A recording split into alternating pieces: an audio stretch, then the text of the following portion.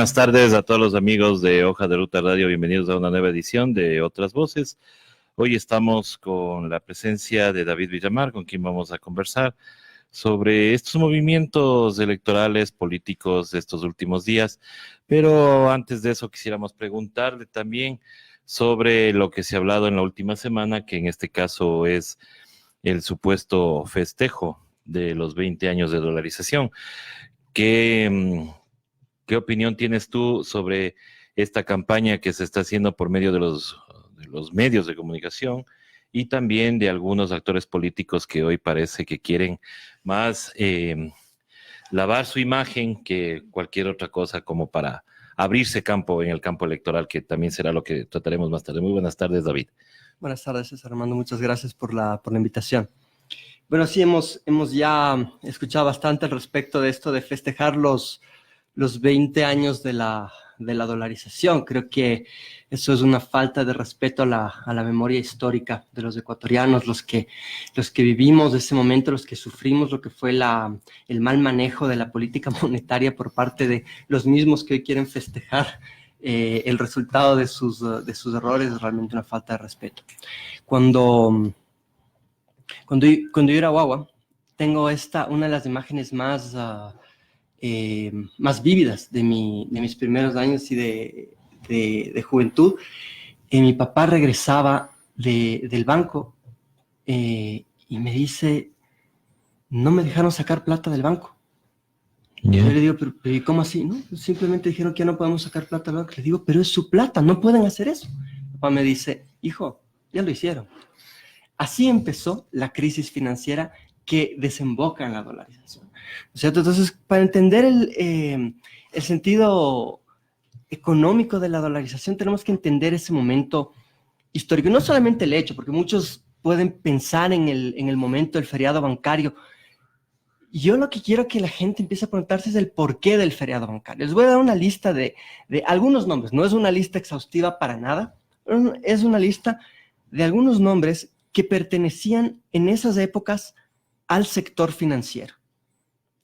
Estaba César Robalino, que fue gerente, vicepresidente regional del Banco de Guayaquil, expresidente de la Asociación de Bancos Privados del Ecuador; Abelardo Pachano, presidente de Produbanco; Mauricio Yepes, vicepresidente del Banco de Guayaquil; Mauricio Pozo, vicepresidente de Produbanco; Álvaro Novoa, accionista mayoritario del Grupo Novoa, era también miembro del Banco Litoral, no sé qué cargo ocupaba; Ana Lucía Armijos, miembro del directorio de la Asociación de Bancos Privados; Guillermo Lazo, presidente del Banco de Guayaquil y presidente de la Asociación de Bancos Privados del Ecuador; y Fernando Guerrero Ferber, que estuvo en Banco La Previsora. Es solamente una muestra de nombres vinculados al sector financiero. Voy a leerles la misma lista de nombres en el mismo orden, ¿sí? Pero esta vez mencionando su influencia en la política pública de esas épocas. Entonces, César Robalino, ministro de Finanzas, presidente de la CFN y del INECEL; Abelardo Pachán, gerente general del Banco Central, presidente de la Junta Monetaria; Mauricio Yepes, ministro de Finanzas, presidente del Banco Central; Mauricio Pozo, fue ministro de Finanzas, presidente del BEDE, estuvo en la AGD, estuvo en el SRI, presidente del Banco Central y de la Junta Monetaria; Álvaro Novoa, presidente de la Junta Monetaria; Ana Lucía Armijos, ministro de Gobierno, ministro de Finanzas, presidente de la Junta Monetaria; Guillermo Lazo, fue gobernador del Guayas, fue superministro de Economía en la época de Maguad, embajador itinerante y vocal de la Junta Monetaria, ¿sí? Y Fernando Guerrero Ferber, presidente del Banco Central. Entonces, ustedes tienen aquí una pequeña lista de gente que estaba,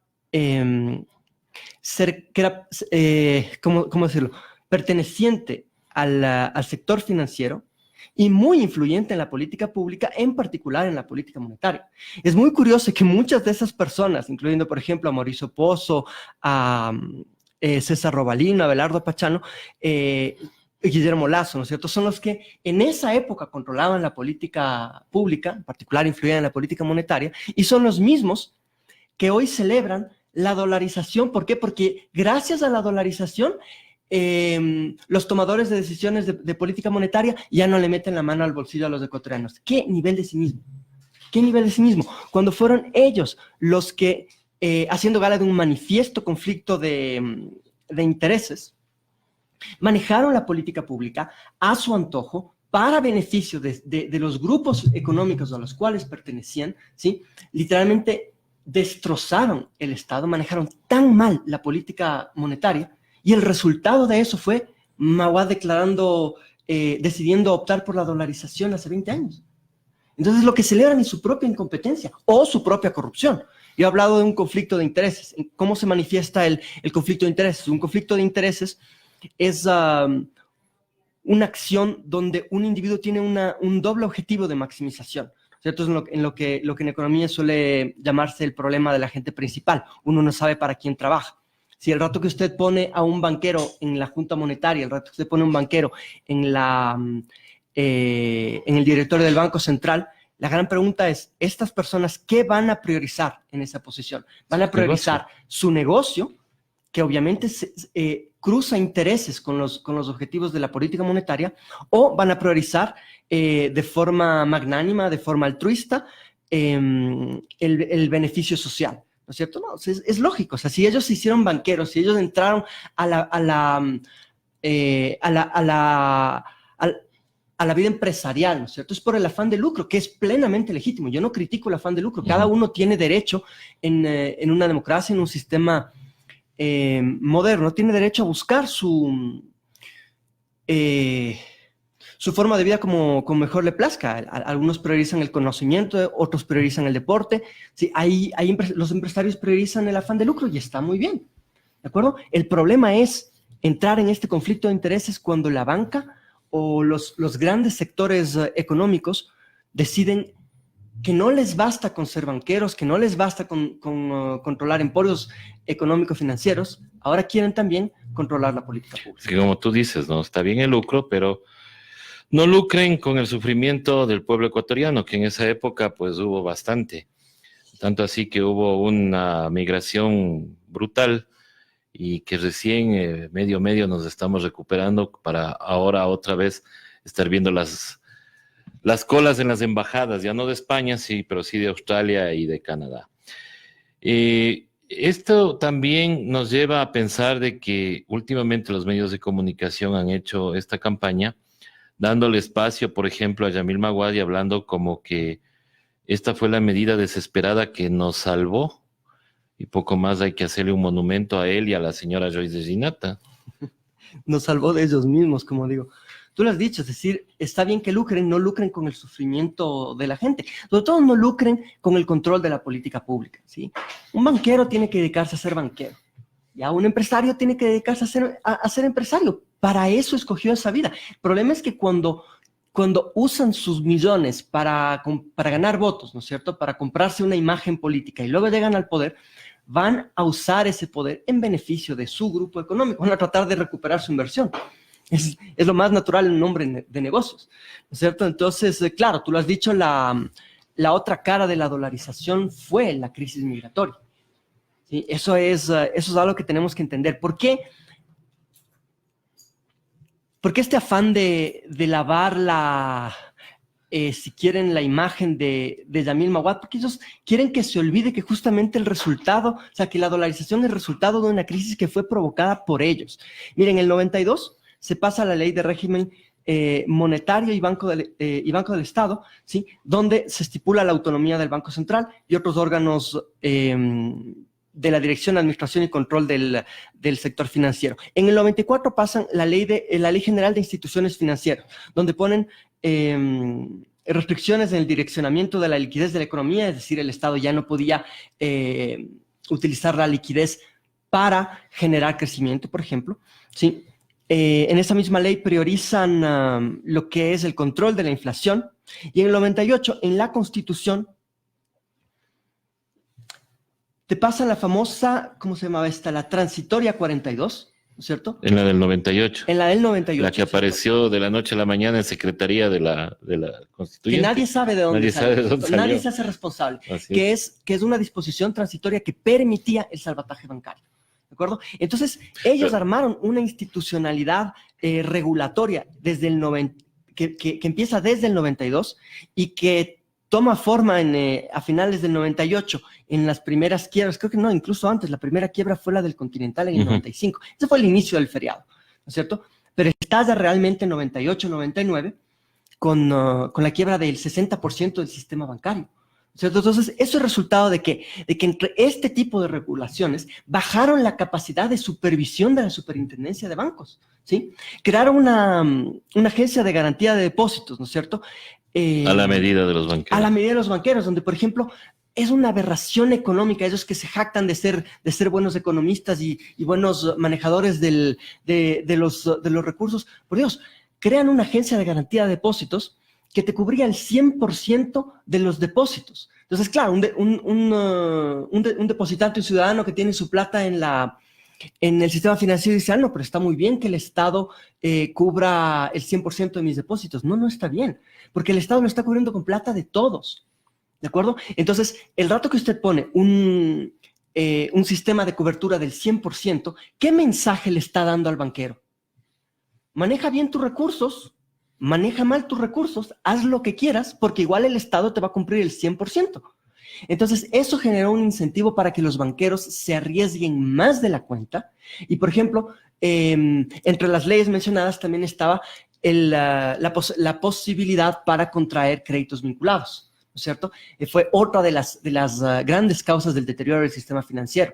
Empezaron a arriesgarse en demasía por el tema de la cobertura Claro, del 100%. tenían chance de hacer cualquier negocio. Y empezaron a prestar, por ejemplo, a sus propios familiares. No, pues es que mi hijito es un empresario genial porque él estudió en la Universidad de Yale, ¿no es cierto? Entonces mi hijito sabe cómo hacer negocio. Le voy a prestar unos 10 milloncitos, 100 milloncitos de dólares para que haga su mega empresa.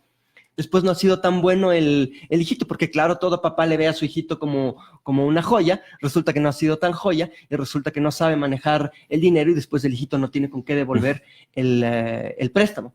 ¿No es cierto? Después el hijito pide incentivos al Estado ecuatoriano para que le cubran las deudas. O peor, el banquero, el papá banquero va donde el Estado y le entrega las llaves del banco al Estado, ¿no es cierto? Ah, que también y era le dice, otra, ¿no? Discúlpeme, ya no tengo cómo pagar mis deudas porque no me han pagado los créditos. ¿Y quién no pagó los créditos? Los hijitos del banquero. Exactamente. ¿Cierto? Esa fue la historia de la... O sea, que nada que festejar. Financiera. No, nada que festejar. Nada que festejar. Nada que festejar, porque además si nos ponemos a hablar de en qué consiste la dolarización. La dolarización es, dicho en buen romance, un tipo de cambio fijo extremo. ¿No es cierto? No podemos imprimir nuestro propio dinero y estamos al vaivén de los ciclos económicos de un país, de un tercer país, ¿no es cierto? En este caso los Estados Unidos. Entonces, ¿cómo funciona? O sea, en la práctica, en economía, ¿no es cierto? ¿Cómo se estudia esto? Esto es una unión monetaria, ¿cierto? Pero las uniones monetarias se planifican, las uniones monetarias se preparan con años de antelación, ¿no es cierto? Tú tienes, por ejemplo, una de las uniones monetarias más complejas, pero también exitosas en el mundo, es el euro, en la Unión Europea, ¿no es cierto? Para lograr el advenimiento del euro como moneda común, primero no estaban todos los países de la Unión Europea, ¿no es cierto? Sino solo los llamados países de la zona euro. Y para ser considerado un país de la zona euro, tenías todo un proceso de años de convergencia en los indicadores económico-financieros, en la política pública, por ejemplo, cuestiones de desempleo, inflación, tasa de interés, déficit fiscal, déficit externo, todo eso debía converger a ciertos márgenes para que tú seas considerado un país candidato a la zona euro, ¿no es cierto? Eso es hacer una unión monetaria planificada. Cuando tú no haces una unión monetaria planificada, sino que decides hacer una unión monetaria unilateral, que es, bueno, voy a renunciar a mi política económica y me voy a pegar a la moneda de los Estados Unidos. Los Estados Unidos dicen, ok, quieren, ok, tomen. Entonces te entregan el control, o sea, te entregan el dólar porque les estás tú entregando el control de la política pública, ¿no es cierto? Es un poco más de dominación. En este caso estás garantizando que un país, el Ecuador, comercie únicamente con su moneda, ¿no es cierto? Utilice como medio de pago, unidad de cuenta, unidad de valor, a la moneda de ellos, al dólar. Y aparte que eso tampoco es gratis, ¿no? Porque te tienen que cobrar. Pues. Exactamente, ¿no es cierto? Pero hay una serie de elementos de pérdida de soberanía, ¿no es cierto? Lo que se llama la pérdida de soberanía monetaria. Entonces, la otra cara de la dolarización, de esta restricción, les decía, la dolarización es como atarte un brazo a la espalda, porque estás renunciando a un elemento de política monetaria, ¿cierto? La otra cara es cuando tú ya no puedes ajustar la economía por el lado monetario, te toca ajustarlo por el lado real. ¿Qué significa eso? Por ejemplo, ya no puedes expandir el gasto para hacer política contracíclica. Te toca bancarte un ciclo económico como venga. Si viene en recesión, te toca aguantar de lleno la recesión. Eso implica desempleo, ¿no es cierto? Eso implica quiebra de empresas. Todo lo que fue la crisis a partir del 2000, que explota en esos años en la crisis migratoria, donde se dice que más de 1 millón de personas, entre 1 y 2 millones de personas, salieron del país, fueron a vivir a Estados Unidos, a España, a Italia y otros países. ¿Cierto? Cabe destacar ahí Venezuela fue uno de los países que recibió cientos de miles de ecuatorianos, Así es. Por si acaso. Para encadenar este tema y irnos al otro que también es parte de este análisis, hoy tenemos un banquero que está de precandidato, digo pre porque todavía no se inscriben, no hay todavía las candidaturas, pero lo sorprendente de esto es de que en los últimos días ha salido por ahí, y ya lo analizamos en la mañana con Santiago Pérez, pero quería preguntarte a ti, ¿qué opinas de esta encuesta que salió de la nada? Porque no está ni en la página oficial de Informe Confidencial ni nada, pero sale esta encuesta y tuvimos que darle valeriana a algunos medios de comunicación, a otros actores políticos, porque veían en la figura de Jaime Vargas al primero en las encuestas, luego el correísmo, le ponían de candidato a Rafael Correa, aún sabiendo que no, constitucionalmente él no puede ser candidato a la presidencia, y las dos candidaturas de la derecha, las más fuertes, porque hay otras más, pero las más fuertes estaban con números bastante escasos. Entonces, le preguntaba yo a Santiago esto, yo le veo, mi criterio personal, es que es una táctica para prender alarmas a la derecha y decir, vamos juntos, no nos vayamos separados, vamos juntos. Y esto le beneficiaría a la candidatura justamente del banquero. ¿Qué opinas tú? Sí, tengo la misma impresión, pero creo que va más allá de solamente impulsar a la derecha a ir juntos. Claro, ahí está el incentivo, ¿no es cierto? Por un lado les dicen, miren, Jaime Vargas y Correa están primeros, y generar ese miedo de chuta madre, o sea, Jaime Vargas es todavía más extremista, Jaime Vargas no tiene formación, Jaime Vargas, qué sé yo. Entonces, lo que quieren ellos es generar estas alarmas, este miedo en la derecha, para que uno de los dos candidatos dé un paso al costado y lograr la unificación de la tendencia por la que vienen abogando los voceros de la derecha desde medios de prensa privada, ¿no es cierto?, como Daniel y Nostroza, que se quejan de que, por ejemplo, la prefectura de Pichincha se perdió, según ellos, porque no hubo unidad, que la alcaldía de Quito casi se pierde, o se perdió, porque para ellos Yunda también es correísta, se perdió porque no hubo unidad, ¿no es cierto? Ellos sumaban todos los candidatos de la derecha, entre los que estaban Solines, Montúfar, ya no me acuerdo todos los candidatos. El candidato de, creo que es Holguín. Holguín, ¿no es cierto? Claro. Y que entre todos ellos sacaban más que Yunda y que Luisa, ¿no es cierto? Entonces, ellos quieren tomar esos ejemplos de derrotas como un aprendizaje para que la derecha vaya unida a las elecciones. Y debo reconocer, es una estrategia inteligente. Yo, en lo personal, pienso que la tendencia progresista debería buscar lo mismo, y no es algo que se esté hablando con suficiente seriedad. Ya es tiempo de poner ese tipo de cartas sobre la mesa, porque si es que la derecha se une, recordemos que entre Nebot y Lasso, si pueden llegar a unificar un voto de un 30-35%. Si es que realizaran una buena campaña electoral apuntando, por ejemplo, a los millennials que no conocieron lo que fue el manejo económico de la derecha, no es difícil, no es imposible que lleguen a un 40%. Además, cabe resaltar que están haciendo todo los socialcristianos por adueñarse del CNE. Entonces, si por ahí les falta un puntito, yo no dudo que un CNE entregado a ellos, con la desinstitucionalización que hemos vivido, con los irrespetos a la democracia que hemos vivido en estos años, no dudo que forzarán un resultado para que la derecha gane en primera vuelta, ¿sí? Y eso es preocupante para la tendencia del progresismo, que, como tú bien dices, no está hablando seriamente del tema. Peor, claro. Hay mucha resistencia al tema. Ahora, pero, ¿qué opinas tú de la reacción de cierto comunicador que llama a los que quieren votar por una tendencia tarados?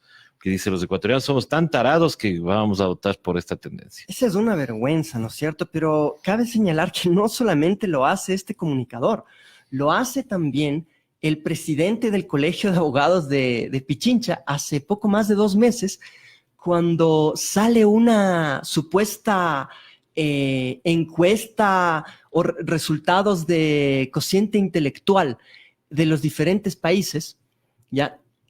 Donde la media, me parece, me voy a inventar las cifras porque no recuerdo bien, pero la media era algo así como 90 y el Ecuador estaba en 80 y tantos, ¿ya? Y él saca un tuit diciendo, después se preguntan por qué siguen ganando los correístas. Es la misma idea. Claro. O sea, el que no piensa como yo es un tarado. Ese es el mensaje. Ese es el mensaje. ¿No es cierto? Ese es el mensaje, ¿sí? Y está el mensaje en los representantes de la derecha, como este señor abogado, y en los representantes de la prensa de la derecha, como el señor Vivanco, que salió, y no solo salió diciendo eso, sino que en lugar de pedir disculpas, salió ratificándose. Claro, que somos taradísimos. Somos taradísimos, y luego quiso enmendar, ¿no es cierto? Porque lo primero que dijo es para que vean lo tarados que son los ecuatorianos. Después Sí, lo que porque dijo es, ecuatorianos, no es exacto, que dijo exactamente a los correístas, sino no, dijo no, los ecuatorianos. Después quiso enmendar y dijo, perdóneme, pero son taradísimos los que quieren que vuelva esta dictadura corrupta. O sea, entonces quiso enmendar.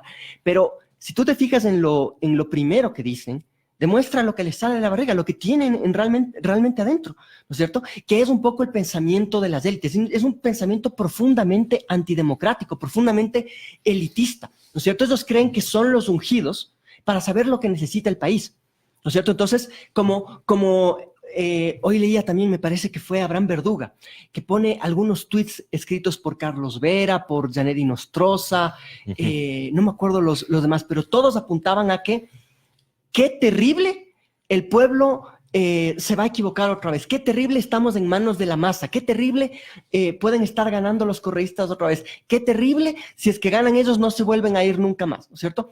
¿Qué hay detrás de esa idea? Qué terrible la democracia.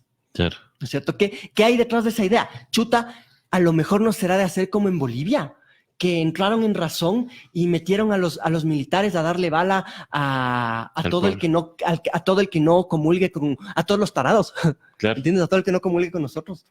Entonces, ese pensamiento profundamente antidemocrático, hace unos 10, 15 años daba vergüenza, ¿cierto? Ahora se enorgullecen, ¿cierto? Hay algo que yo llamo el síndrome de contradecir a Correa. Durante 10 años estuvieron postulando esta idea de que todo lo que hace Correa es extremista, todo lo que hace Correa está mal, ¿no es cierto? Entonces crearon una generación de jóvenes que creen que oponerse a Correa está bien, ¿no es cierto? Y Correa es un tipo que promovía la inversión en educación, ¿no es cierto? La excelencia académica, promovía la inversión en salud, promovía la recuperación del Estado en la política pública, promovía un conjunto de valores democráticos que podemos no estar de acuerdo con las formas, pero él lo que decía es, la política pública tiene que ir en línea con el que gana las elecciones, no hay mucho más que eso. Él decía, a ver, si nosotros, si no están de acuerdo con nosotros, ganen elecciones, nosotros vamos ganando 10, 11 elecciones seguidas. Entonces, la ética de Correa era una ética muy democrática. Ahora creamos una generación de jóvenes, y no tan jóvenes, que en cambio creen que lo correcto no es la vocación democrática. No, eso queda en segundo plano. ¿Por qué? Porque el pueblo es tarado, ¿no es cierto? Se equivoca. Entonces, lo correcto es oponerse a Correa.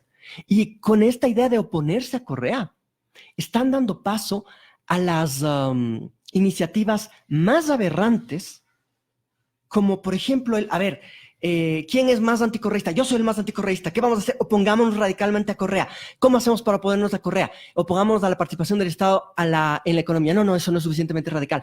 ¿Qué hacemos? Opongámonos a las becas. No, más radical que eso. Ya sé, volvamos a ser colonia española. No. Vamos a aplaudir a la reina de España, ¿sí? Y vamos a decir que nunca nos fue mejor que cuando éramos colonia de España. O sea, por Dios, o sea, eso ya es un insulto a nuestra historia. ¿Qué clase de profesores de historia tuvieron? Es gravísimo lo que está pasando, ¿cierto? Porque son iniciativas de extrema derecha nacidas de este síndrome de opongámonos a Correa. Realmente es para preocuparse. Es para preocuparse y más que todo que también te meten ahí el tema religioso, ¿no? también es otro tema que también tanto en Bolivia como en Brasil, si bien es cierto les ha dado resultado, pero ya viendo esos ejemplos deberíamos tener un poco de cuidado. David, yo quiero preguntarte, si bien es cierto, Correa no puede ser candidato, él puede ser candidato para otra dignidad, él podría ser asambleísta nacional, asambleísta provincial, asambleísta por los migrantes.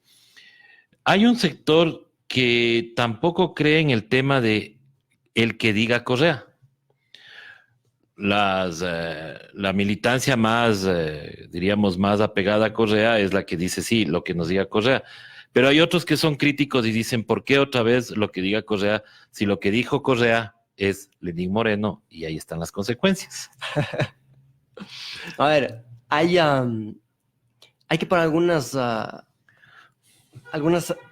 puntos claros al respecto de eso, que en efecto, como tú dices, es la idea de muchos, ¿no es cierto? Primero, que Correa puso a Moreno. Uh-huh. Que la gente no recuerda que dentro en esa época, el movimiento Alianza País, hubo una puja interna por las candidaturas.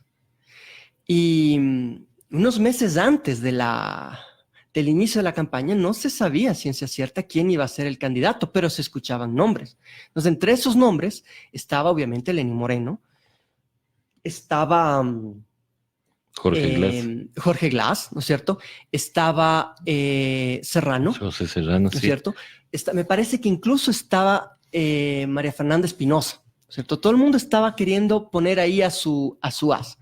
Luego fueron despuntando los nombres de Glass como el hombre que más experiencia tenía en el manejo, por ejemplo, de sectores estratégicos, ¿no es cierto? Al fin y al cabo, Glass es el que estuvo a la cabeza de la transformación de la matriz energética, que es uno de los mayores logros de la Revolución Ciudadana. Uh-huh.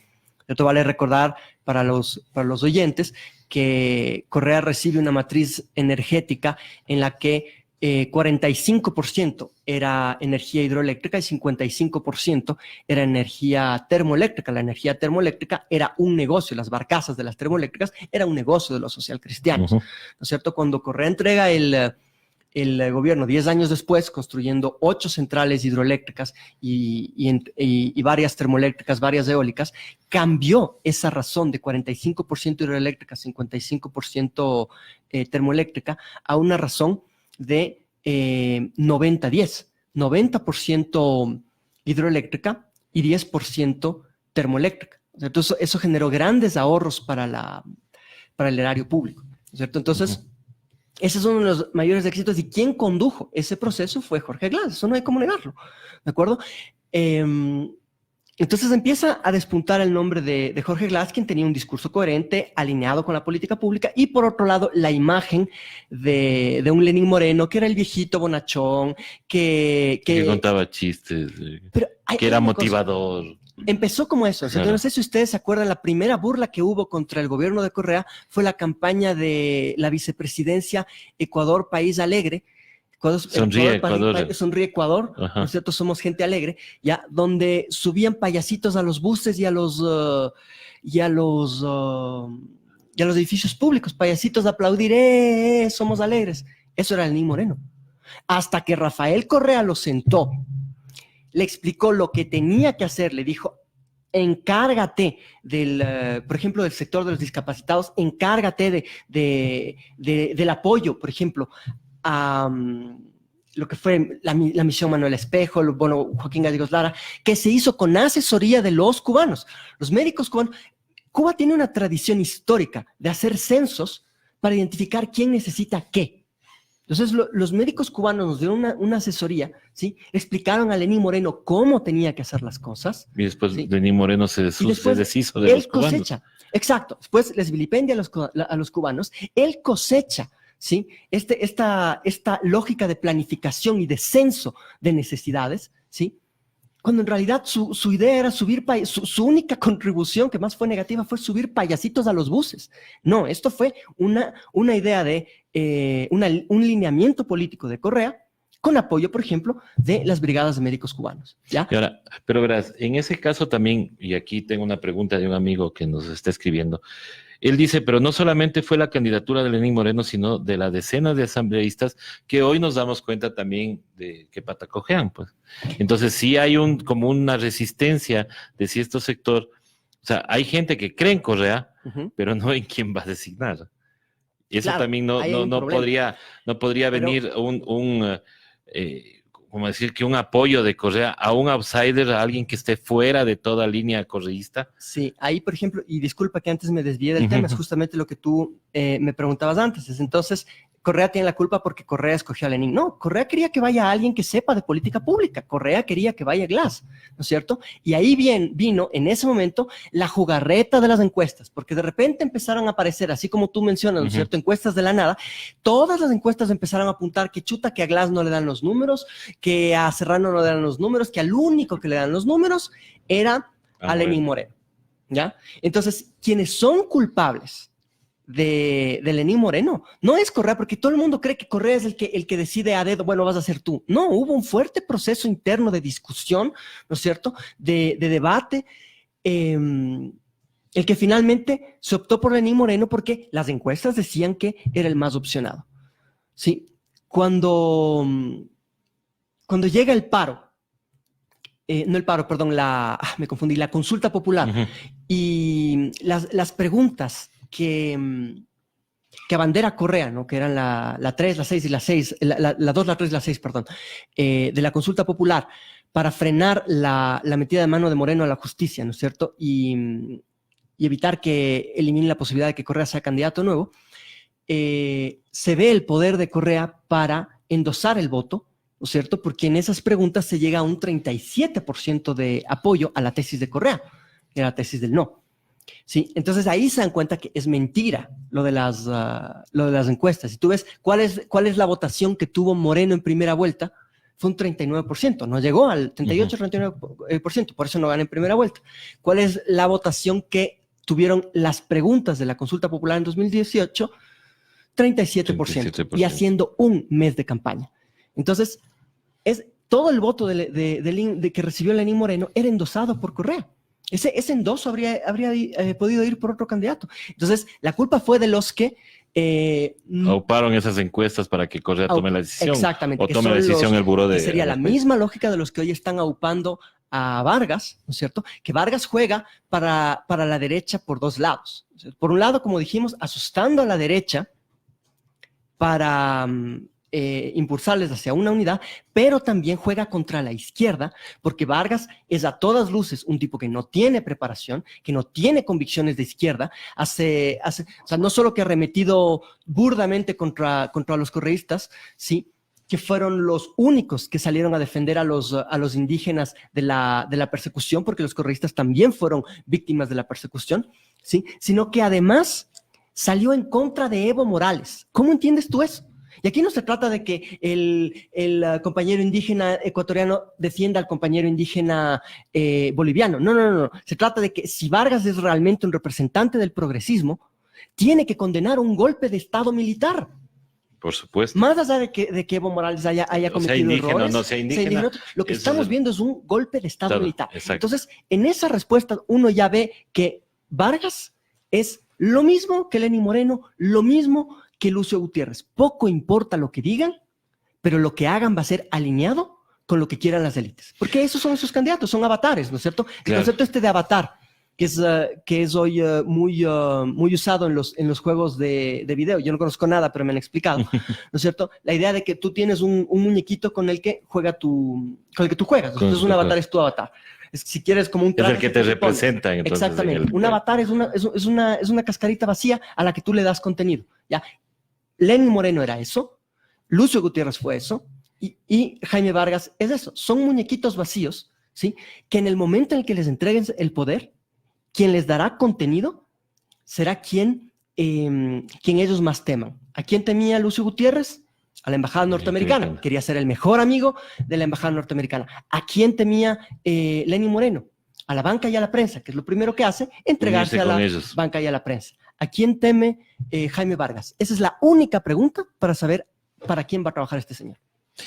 Así es, mi estimado David. David, queremos agradecerte por por este espacio. Gracias a ustedes. Queremos invitarte también para que seas parte de nuestro staff de analistas. Acá vamos a conversar ya fuera de micrófonos sobre ese tema, pero sí te quiero agradecer y solamente quiero terminar haciéndote una pregunta sobre dos personajes que han aparecido como, en este caso, como personas que quieren unir al progresismo. Te voy a preguntar por Carlos Rabascal, bueno, por tres personas, por Carlos Rabascal, por Leonidas Issa y por Augusto Tandazo. ¿Cómo les ves tú a los tres? A ver, tenemos Tandazo, Rabascal E Issa. E Issa, ¿no es cierto? A ver, a mí la candidatura de Carlos Rabascal me parece muy interesante. Carlos Rabascal es un hombre que se hizo un nombre serio en una década decadente del periodismo televisivo, ¿no es cierto? Él era un periodista crítico con quien tenga al frente. Sí, entonces él fue crítico con Correa y fue crítico con los opositores a Correa.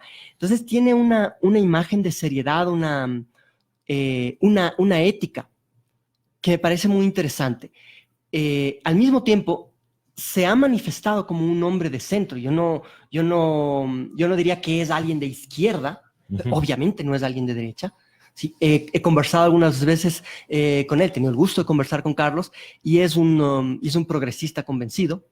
Entonces, un llamado de él a aglutinar fuerzas de izquierda es de por sí interesante, ¿sí? Porque él puede aglutinar también fuerzas de centro. Entonces, es una precandidatura que a mí me resulta muy, muy interesante. Algo similar podríamos decir de Augusto Tandazo. Me parece que ha tenido ciertas posiciones ambiguas en los últimos años que a mí en lo personal no me gustan mucho, pero el hecho mismo de que llame a una unidad de la tendencia es también algo destacable. Y el último tema es el personaje enigmático, ¿no es cierto? Leonidas Issa, que tuvo un papel interesante en el paro, porque fue uno de los que en principio le pone un estate quieto a las arbitrariedades del gobierno. Entonces, Issa surge junto con Vargas con esta prestancia, ¿no es cierto? Luego uno empieza a escucharles a Issa y a Vargas y hay claramente uno que tiene contenido y otro que no tiene contenido. Issa es el que tiene contenido, Issa tiene claridad en sus ideas políticas, ¿sí? Y eso es raro porque son décadas que el movimiento indígena no se encuentra con un personaje así que tenga contenido.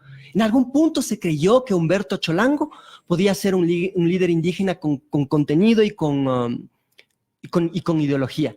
Pero Humberto Cholango estuvo hasta octubre defendiendo al gobierno de Moreno, iniciado el paro. ¿Qué es lo que dijo? Las medidas del presidente Moreno son en beneficio de todos y todas.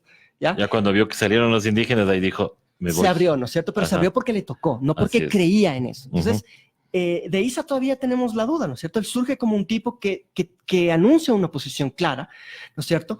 Pero ahí la pregunta es, ¿qué tanto consiguió la dirigencia indígena? Está claro que el movimiento indígena, o que los indígenas frenaron la arremetida del neoliberalismo. Eso está claro. Lo que los correístas no pudieron hacer en las calles, lo hicieron los indígenas. Para mí eso está claro. Así es. ¿Sí? Ahora, la pregunta es, ¿y la dirigencia indígena qué logró? ¿Logró consolidar el triunfo de los indígenas o lo hipotecó? Por ejemplo, permitiendo que la ministra Romo y el ministro Jarrín, hoy claramente responsables, según el informe de la CID, de violaciones contra los derechos humanos y de abuso en el uso de la fuerza, ¿no es cierto?, que ellos sigan en sus cargos. Y por último, que se retire un número de decreto, y por otro lado se anuncie que se va a insistir en el contenido del decreto. Ahora hablan de que se va a focalizar, pero igual van a volver con el tema de quitar los subsidios, ¿no es cierto? Entonces, la capacidad de Issa para convertir el movimiento indígena o la movilización indígena en un triunfo es algo que todavía no está claro. Y por último, yo creo que Issa tiene ya que definirse. Hay una especie de silencio preocupante en Leonidas Issa, que corre el riesgo de hacerle perder protagonismo, porque justamente las encuestas están posicionando a Vargas. Yo pienso que Issa tiene que ya dejar en claro cuál es su posición. ¿Y Para por mí, dónde va? ¿por dónde va? Porque es claro, yo ya lo he dicho esto en otros medios, es claro que el movimiento indígena no es una fuerza homogénea, hay mucha heterogeneidad dentro del movimiento indígena, y es claro que la punta de lanza electoral del movimiento indígena, que es el Pachacútec, está por décadas tomado por la derecha. Gente como Lourdes Tibán, gente como Salvador Quispe y el mismo Yacu Pérez, ¿no es cierto? Son gente que, Yacu Pérez me parece que ahorita está en la Corunari. Son gente que en momentos electorales se ha inclinado por el candidato banquero. Ya lo apoyaron en las elecciones anteriores. Ya lo apoyaron en las elecciones anteriores. Entonces, esa es la derecha del movimiento indígena. Por otro lado están las bases que claramente están en contra del neoliberalismo, ¿sí? Y que son las que le pusieron el estate quieto, las que se movilizaron en octubre. Entonces, ahí tenemos a un Leónidas Issa, que es un líder de base y que tiene que definirse. O se va con la derecha representada en el Pachacútec para evitarse líos internos, o afianza su liderazgo dentro y fuera del movimiento indígena, planteando algo que ya debía haberse planteado en el movimiento indígena desde hace décadas, que es una autodepuración. Los correístas ya se depuraron, ¿no es cierto? Todos los correístas que estuvieron ahí por captar poder y por hacer negocios son los que se quedaron con Moreno. Los que no tuvieron ápice en pasar del un lado del espectro ideológico al lado contrario, ¿cierto? Y esa gente está claramente identificada. Todos los que apoyaron la consulta popular, todos los que se quedaron gobernando estos años, esos son los corruptos que se enquistaron en las filas de la Revolución Ciudadana y solitos se fueron. ¿Por qué? Porque el poder y la plata les llamó, encabezados por Lenín Moreno. Pasa lo mismo con el movimiento indígena. Desgraciadamente, corruptos, ávidos de riqueza y de poder hay en todo movimiento político. Pero en la Revolución Ciudadana ya se dio una depuración. Ahora es momento que Leónidas Issa, si es que en realidad quiere configurarse en un líder nacional, encabece la autodepuración del movimiento indígena. Yo creo que él tiene el liderazgo y ahorita la fuerza política interna para empezar esa autodepuración. Así es, mi estimado David. Bueno, yo ahí tengo un poquito de dudas todavía de que haya todavía depuración en la Revolución Ciudadana. Soñar no cuesta nada. Todavía creo que hay que trabajar mucho todavía en ese tema. Te queremos agradecer nuevamente. Muchísimas gracias a todas las personas que se conectaron a Hoja de Ruta Radio. Queremos invitarles porque hoy inicia un nuevo programa, hoy inicia Cuarta Instancia, un programa de leyes, un programa jurídico para que usted entienda cómo está el país en esos temas. Muchísimas gracias nuevamente, David, y muchísimas gracias a todos. Nos conectamos más tarde con más entrevistas en Otras Voces. Gracias también por la invitación.